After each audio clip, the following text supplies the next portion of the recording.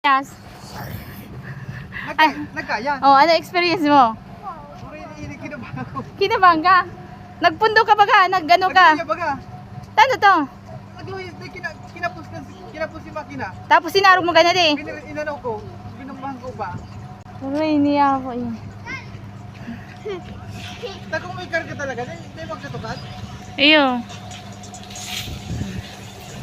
Dapat kay kato, bago nag-wilo, nakabilog mo na siya. Dahil nga nito kinapos ano. First time mo itong araw ka to? Oo, araw ka to ka. Dapat ano? Dire-diretso ka de. Dapat dahil ka nag... Lagi si Prinsesa. Dahil kita makakatukat. Over! Ay, kung nagsakay na si Prinsesa, dahil makakatukad. Iyan ang pinaka the best experience mo, digde. Nag-ano siya, kinapos niya si makina. Kulang ang ano. Pero, itong binumbahan ko. Oo. Iyo. Kulang ang ano. Dapat nag-presera ka. Primera na nga rin. Tersira! No, tersira! Hindi kita makakasakad! Saka, kuminayas kaya. Oo. Nag-improve si papa mo? Ate? Oh, we're leaving na. We're leaving. Bye-bye. Ayan. We're leaving to Junor. Ayan.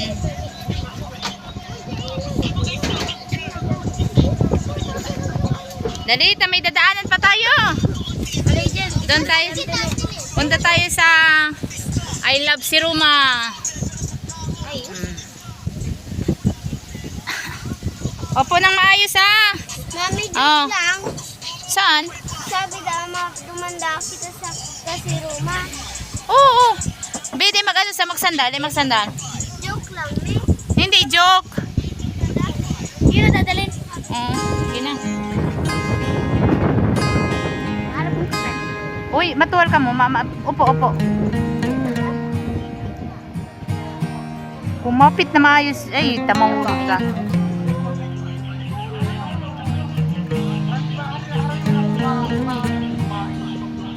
Hindi talaga ba dadalhin? Sa inyo yung pwede makabakalin sira? Sa port.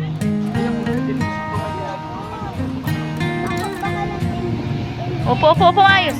Upo, prinsesa. Tapatukan.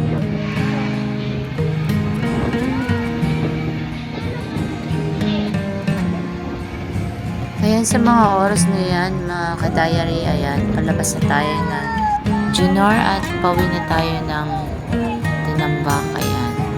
Kaya for today's video, babaybayin na natin ang ito daan punta sa labasan. Eh, yung port ng ano yan? Ayan, makikita ng natin Siroma. dyan. Port ng Siroma. Ayan. Medyo tirik yung daanan namin at medyo makitid. Kaya dahan-dahan lang kami sa pababa Ito yung sa may magandang experience kami dito talaga nakuha. Ayan, lalo na kay Nung ganito. Ganitong eksena, masyadong tirik.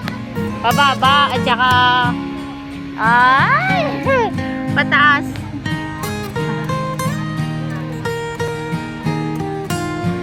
Ayan, tirik na tayo. Pababa.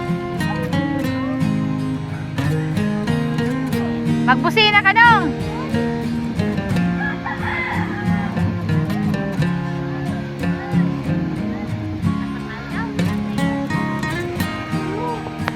Legit yung saya ng experience namin dito. Napakaganda ng dagat na napuntahan namin. Sobrang linaw at hindi masyadong masangsang yung tubig at hindi makati sa katawan. Ito yung pala isdaan nila.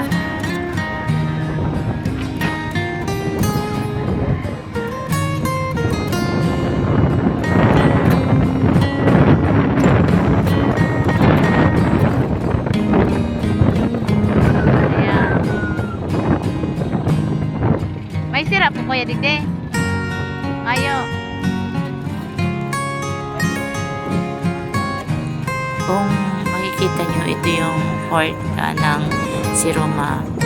Ito ito yung nakita nyo kanina sa taas habang pababa tayo. At dito, sabi ng iba, dito daw makakabili ng isda, kaya pumunta na rin kami dito para maghanap nga ng isda. Babaka sakali na sa mga oras na to, 4:30 may dumaong at pwede kami makabili ng isda. Kaso wala kaming na-checkuhan, kaya nag-decide kami na bumalik na lang at babaybayin namin yung papunta doon sa I Love Si Roma na tourist spot dito sa lugar na to. Ano kaya yan?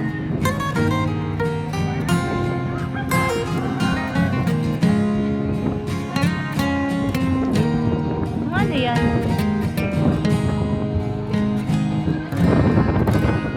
Ano tabi yan, be? Ha? Para sa'yo man yan?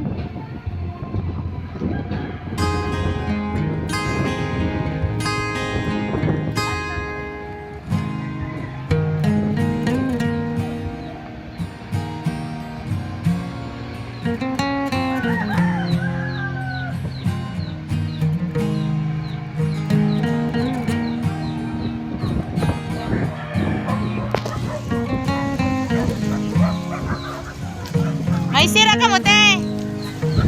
May sira po ka mo.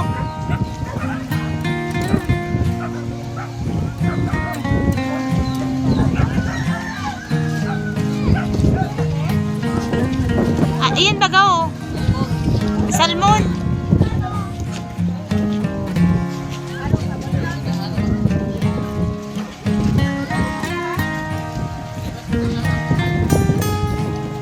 Hindi alam, dry. Hindi nila alam yung price. Ha? Wala yung ano. Hindi nila alam kung magkano.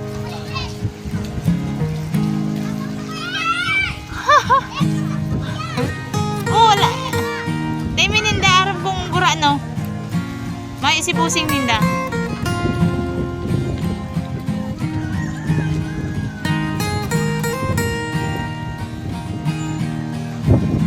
Sige ya, salamat po.